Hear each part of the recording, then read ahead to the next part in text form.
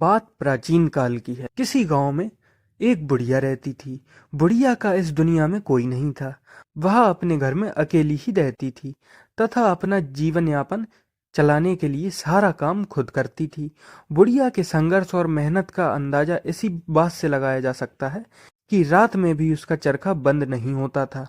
उस बेचारी के पास एक डिबरी थी। उसी को वह रात में जलाकर चरखा कातने का काम करती थी। अपनी आने वाली जिंदगी के लिए थोड़ा थोड़ा कर वह धन जुटा रही थी। एक रात अचानक बुढ़िया के घर में एक चोर घुस आया।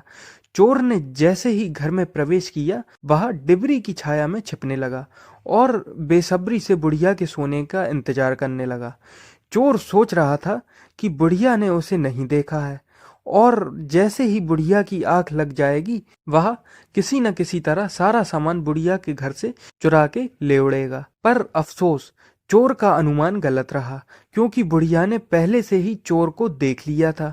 बुढ़िया काफी घबरा गई थी, पर उसने हिम्मत नहीं हारी और किसी न किसी तरह अपने आप को संभाल कर सोचने लगी कि धीरज से काम करना चाहिए।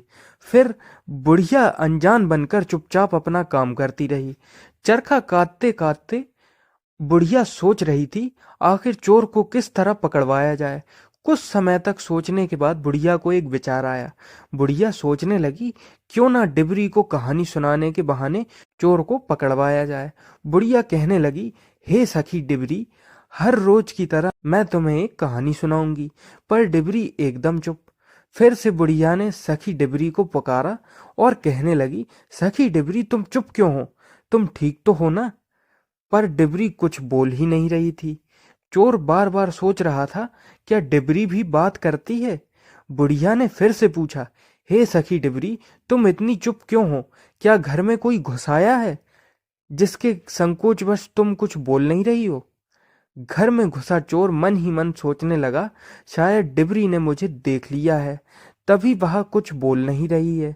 चोर ने सोचा, डिबरी के बदले अब वह जवाब देगा, हाँ सखी। पर उसे लगा कि उसकी आवाज थोड़ी मोटी है, सो अपनी आवाज को थोड़ा दबाते हुए बोला, हाँ सखी, सुनाओ। और बुढ़िया ने कहानी सुनाना शुरू किया। बहुत पुरानी बात है।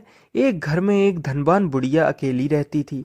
बुढ़िया बहुत अनुभवी और चतुर थी। एक दिन एक चोर उसके घर में घुस आया। चोर को देखते ही बुढ़िया डर गई और जोर जोर से चिल्लाने लगी, चोर चोर। उस बुढ़िया ने कहानी के बहाने आसपास के लोगों को सुनाते हुए जोर जोर से चिल्लाना शुरू कर दिया, मोहल्ले वालों, घर में चोर घुस आया है। बुढ़िया को लगा उसकी आवाज कोई नहीं सुन पाया है, तो वह और जोर जोर से चिल्ला उठी। पड़ोसियों तक बुढ़िया की आवाज जब पहुंची, सब के सब दौड़े चले आए और चोर को पकड़ लिया। कहानी से सीख, इसलिए कहते हैं कि संकट के समय धैर्य और अक्ल से काम लेना चाहिए, और बुढ़िया ने ऐसा ही किया। आपने मुझे इतना समय दिया, इसके लिए धन्यवाद।